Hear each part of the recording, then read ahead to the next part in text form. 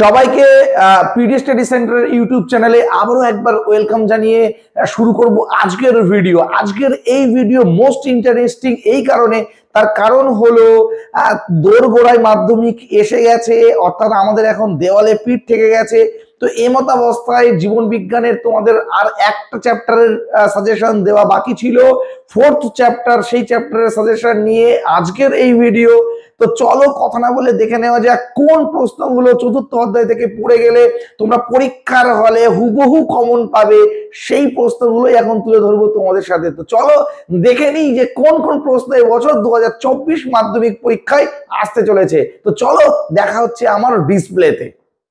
চলো দেখে নেওয়া যাক অভিব্যক্তি ও অভিযোজন থেকে কোন কোন প্রশ্ন এবছর আসতে চলেছে।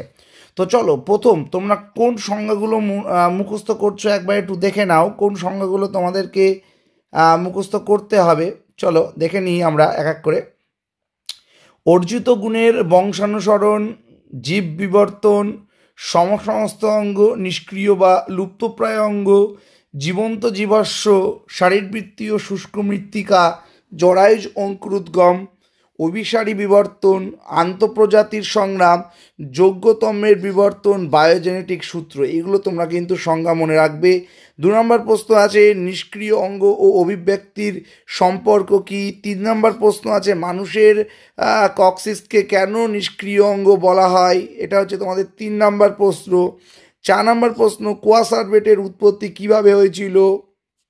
5 নম্বর প্রশ্ন আছে মরু অঞ্চলে ক্যাকটাসের পাতায় কি পরিবর্তন দেখা যায়। 6 নম্বর প্রশ্ন রেখেছি তোমাদের জন্য সুন্দরী গাছের মূলে লবণ সহনের জন্য 2টি অভিযোজনগত বৈশিষ্ট্য বর্ণনা করো। 7 নম্বর প্রশ্ন আছে জল সংরক্ষণের জন্য উটের দেহের 2টি পরিবর্তন উল্লেখ করো। 8 নম্বর প্রশ্ন আছে আন্তঃপ্রজাতিগত সংগ্রাম ও আচরণগত অভিযোজনের উদাহরণ দাও। 9 নম্বর প্রশ্ন আছে সমসমস্ত ও সমবৃত্তি অঙ্গের পার্থক্য। 10 নম্বর প্রশ্ন তোমরা পড়ে যাচ্ছ ক্যাকটাস জাতীয় উদ্ভিদের পর্ণকাণ্ড সৃষ্টি হওয়ার কারণ কি। 11 নম্বর প্রশ্ন ক্যাকটাসের 2টি শারীরবৃত্তীয় অভিযোজনগত বৈশিষ্ট্য উল্লেখ করো। 12 নম্বর প্রশ্ন মাছের দেহে পটকার ভূমিকা।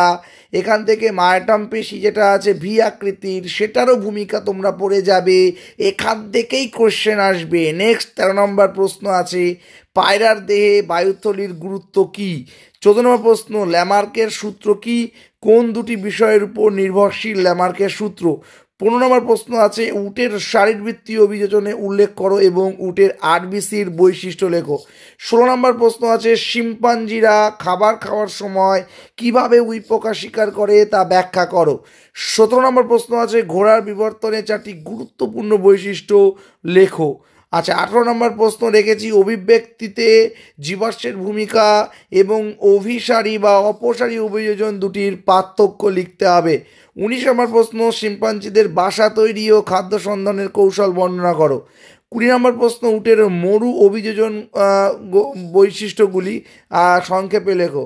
21 নম্বর প্রশ্ন আচরণ কাকে বলে, প্রাণীর আচরণ কিভাবে অভিযোজনে সাহায্য করে। 22 নম্বর প্রশ্ন অভিব্যক্তি সাপেক্ষে ভ্রূণ তত্ত্ব গঠিত প্রমাণটি আলোচনা করো। 23 নম্বর প্রশ্ন জিরাফের গলা লম্বা হওয়ার সম্পর্কে ল্যামার্কের অঙ্গের অব্যবহারের মতবাদটি উল্লেখ করো। 24 নম্বর প্রশ্ন আছে মৌমাছির ক্ষেত্রে আচরণগত অভিযোজনগুলি ব্যাখ্যা করো।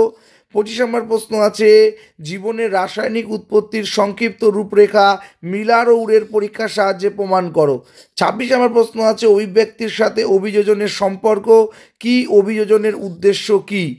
আচ্ছা 27 নম্বর প্রশ্ন আছে খেচর অভিযোজনে পায়রার বায়ুথলির অভিযোজনগত বৈশিষ্ট্য লেখো। 28 নম্বর প্রশ্নটি আছে ক্যাকটাসের অভিযোজনের পর্ণকাণ্ড ও পত্রকাণ্ডের ভূমিকা লেখো। আচ্ছা 29 নম্বর প্রশ্ন আছে লবণাম্বু উদ্ভিদের শ্বাসমূল, ক্যাকটাস জাতীয় উদ্ভিদের পাতা এবং রুই মাছের পটকার একটি করে অভিযোজনগত বৈশিষ্ট্য আলোচনা করো। অঙ্গ সংস্থানগত অভিযোজন কাকে বলে। 30 নম্বর প্রশ্ন জৈব অভিব্যক্তি কি, এর প্রমাণ দাও। জীবাশ্ম ও জীবন্ত জীবাশ্মের মধ্যে পার্থক্য লেখো। এই হলো 30টা প্রশ্ন। তোমরা যদি এই 30টা প্রশ্ন পুনরাবৃত্তি অভিযোজন, অর্থাৎ 4 নম্বর অধ্যায় থেকে যদি করে যাও তাহলে এখান থেকে হুবহু প্রত্যেকটি প্রশ্নই তোমরা কমন পাবে। তার কারণ প্রত্যেকটি প্রশ্নই কিন্তু এখানে ভেরি ভেরি ইম্পর্টেন্ট। তো চলো প্রশ্নগুলো দেখা হলো, আর তোমাদের পরীক্ষা ভালো হোক এটাই আমরা চাইবো। Best of luck. পরীক্ষা কেমন হলো সবাই জানিও। ভালো থেকো, টেক কেয়ার।